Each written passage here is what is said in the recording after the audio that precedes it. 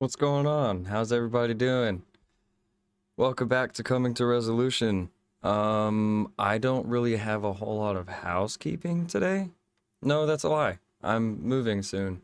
I'm excited for that. So this might look different. Again, I don't know. We'll see. We will see. But I want to talk about struggling while in a relationship today. I've heard a lot of stories where people who are struggling personally will put less effort into the relationship, understandably so. Maybe they're just not putting in as much, or maybe they're not putting in any. Again, understandably so. And then the relationship falls apart. There's a lot to this, I think. Now, when I say there's a lot to this, I don't think it is solely the person who is struggling's responsibility to maintain a relationship, because that becomes very difficult to do, especially if it's a time where they're reliving trauma, or maybe they're just dealing with a severe, episode of depression, or whatever the case may be. I know from experience it's really hard to put in that effort while struggling like that. What I'm not understanding is I've seen from these same stories where their partner will end up leaving, or the relationship falls apart and they end up fighting a lot, or whatever the case is, because there's just not a lot of effort in the relationship. But that's kind of what comes with that. I am a really big advocate for staying in the relationship, and if it's something that you value, you make it work.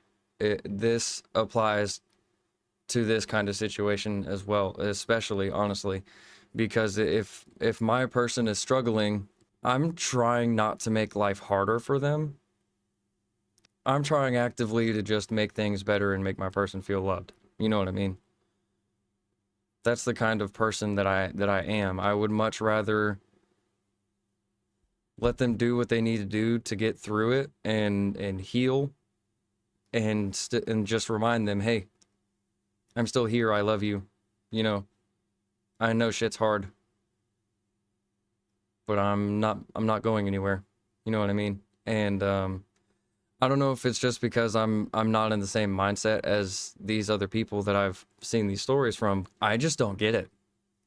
'Cause I don't understand how you can say that you're in love with somebody and truly be in love with somebody if all it takes for the relationship to fall apart is your person to be struggling.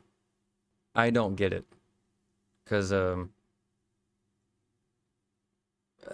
like it's not something that you can necessarily control, because sometimes those struggles just come out of left field, and it's not something that your person can just shut down all the time. They might be reliving a severe trauma, or depression is just kicking them square in the mouth, and there's not a whole lot that they can do beyond what they are already doing to combat that. I'm a firm believer in communication when it comes to this stuff. Like, hey, this is what's going on. I love you. I'm sorry if I've been slacking, or if I'm going to be slacking, whatever the case is. But I don't, even if I don't have that kind of communication, I can generally tell when a struggle is going on.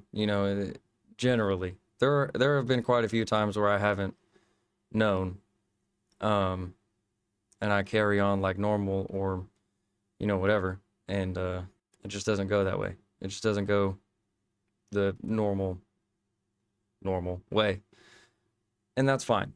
That's how that's gonna go. So when your person is struggling, depending on the kind of person that they are, they might need you to give them extra love, because shit's really hard right now, and maybe their brain is lying to them. Oh, nobody wants me around. Nobody gives a fuck if I'm not here. That kind of thing. There's a whole lot of things that could be going on in the brain whenever a struggle like this is happening, and your person might need that extra love. Your person might also be the kind of person who just likes to deal with shit on their own, and that's what works for them.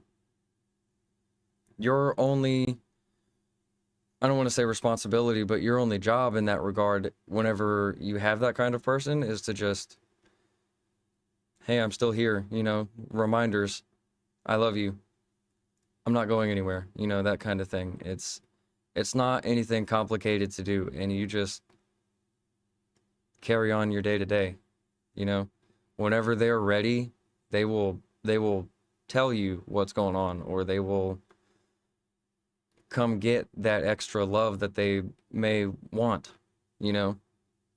It's gonna happen. There is going to be a moment where if you have that kind of person, they will end up coming back to you because they love you. They want you to know that they still love you. It's not like they're trying to be malicious and just not give you any kind of effort. It's a matter of they maybe don't have the mental capacity for that kind of effort right now, especially if their day-to-day is already insane as it is. Does that make sense? It's not anything that I view as worth fighting over. That's not an argument I think is worth having. You're not putting in any effort. Well, this is what's happening. Fuck you. I want more affection. I want more attention.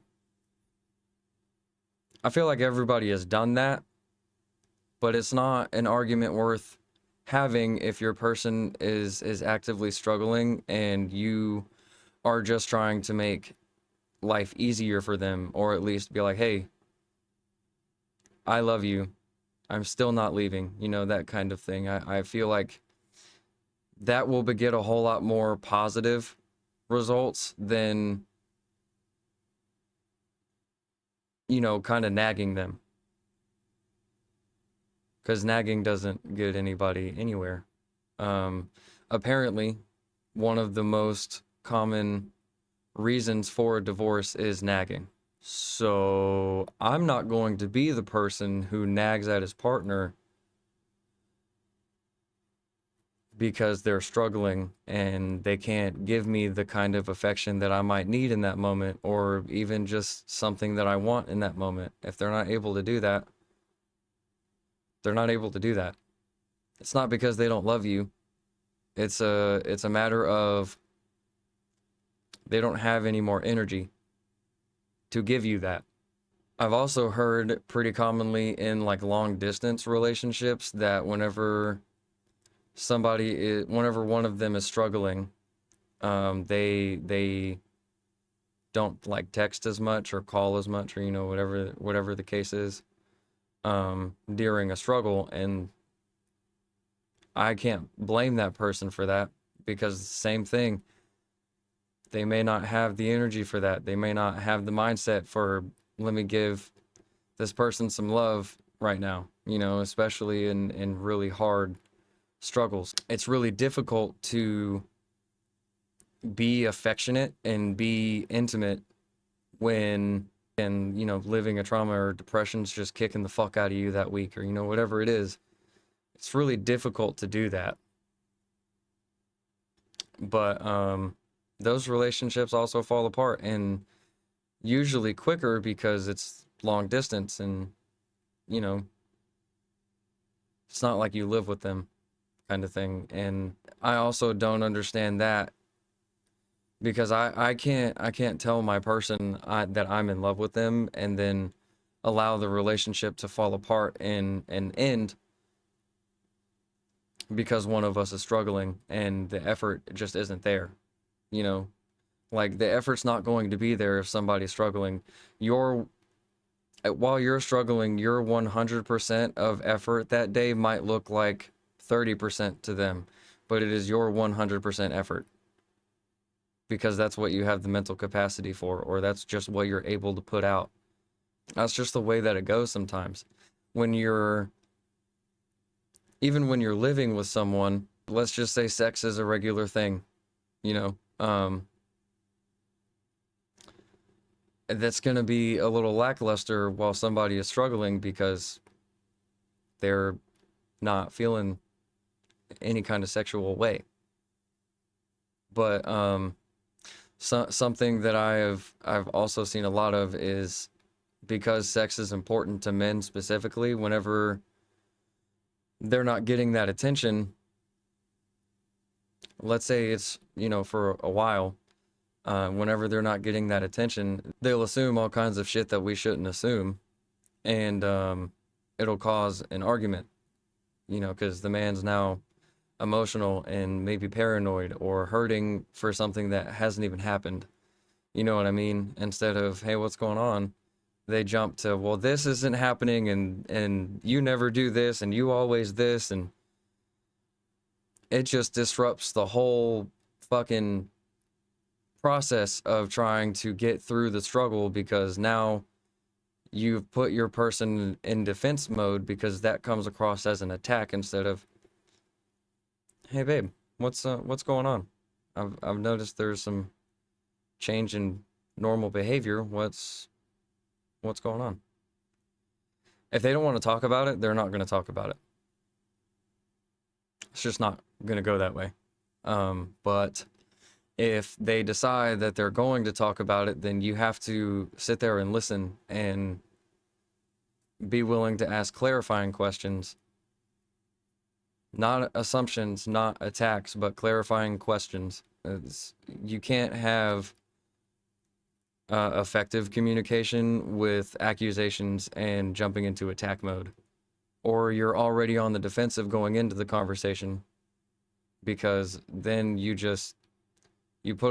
almost put off like an aura of like, fuck you. So whenever you're having these conversations, it's really important to really be like reaching out to them, show your vulnerability, because whenever somebody is struggling, or maybe they're reliving a trauma, they're already in that fight or flight mode, and it gets really difficult to have a conversation like that when someone feels like they're being attacked, so it's really important that you're showing the sensitivity and the willingness to listen. Hold their hand, or if say you're on the couch and you're just chilling alone, make sure you're facing them and you don't look like you're defensive. Your body language will say a lot about how you're feeling, or what you're thinking. And if you are coming across as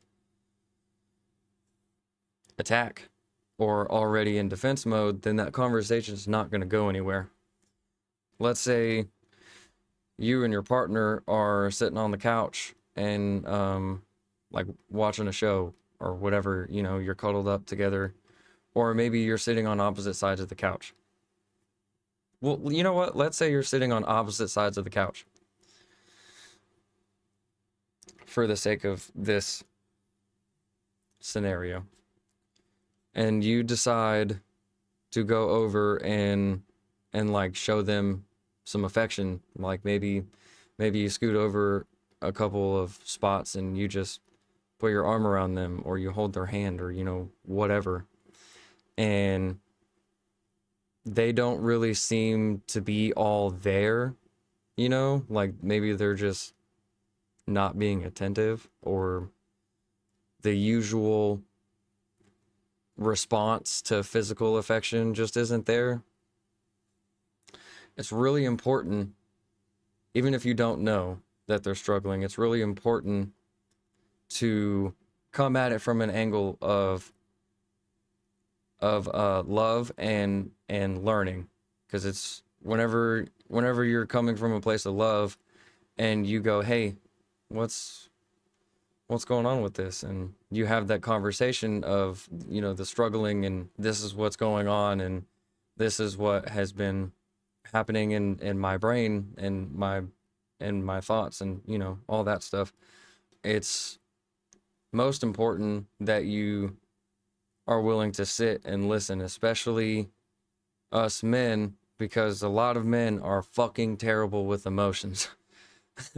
We are so bad with emotions because most of us were never taught how to feel and deal with our own emotions, let alone someone else's.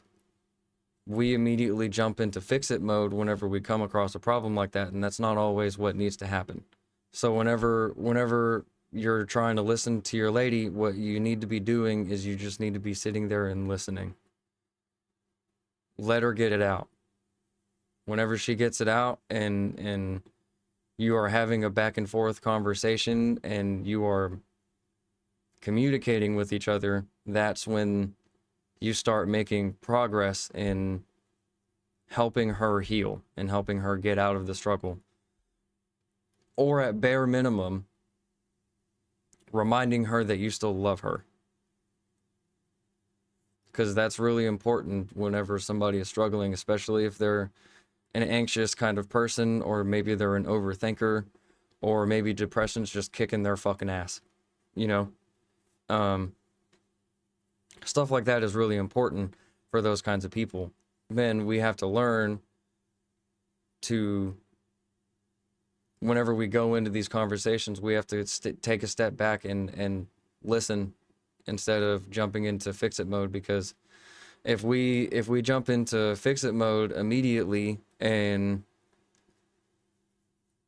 let's say it's a solution that your lady doesn't want anything to do with, or, you know, whatever the case is, or maybe there's not a solution for it, but we're trying to look for one, that's not helpful. Trust me, I've done that. And sometimes there's just not a solution. Sometimes it's a matter of we have to let her get it out and be there for her and just shut the fuck up. Or at least just have the conversation, you know? It's not hard to do. It's just a matter of reminding yourself, I need to listen and not jump into fix it mode. Because that's what we all do. If you are in a long distance relationship, you just kind of have to let your lady do what she needs to do. You need to let her get through whatever it is that she needs to get through and go about your day to day, but also remind her, hey, I still love you. I'm not going anywhere.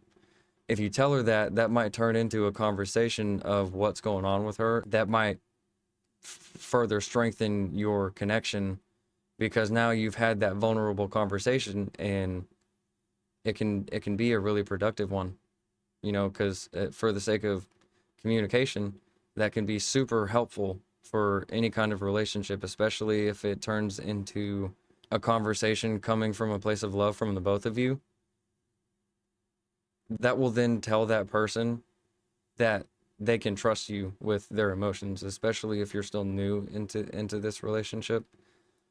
But if you do that over and over again, you will almost have a bond that can't be broken. You know what I mean? It's really hard to break a bond like that once you've established that you can trust each other with emotions and getting through struggles together. That's the shit that we should be aiming for, is that kind of bond, you know, and it's not impossible. The dating scene is garbage, right? Like, I know. I've seen it. I still hear about the dating scene all the time. I wouldn't want anything to do with it. But I don't feel like it's impossible to find somebody who you can build that bond with. Because I feel like there's entirely too many people in the world for you not to find somebody who wants that kind of thing and wants to date to marry kind of thing, you know?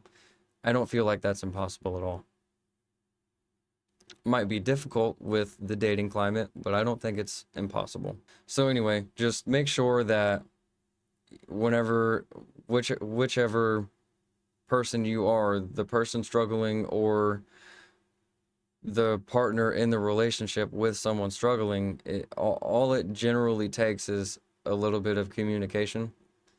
Like, hey, this is what's happening, or hey, I've noticed this change in behavior, what's going on? And whenever you're having these conversations or you're asking these questions, it needs to come from a place of love, and they have to know that. It is really easy to jump on defense whenever we are asked questions like that.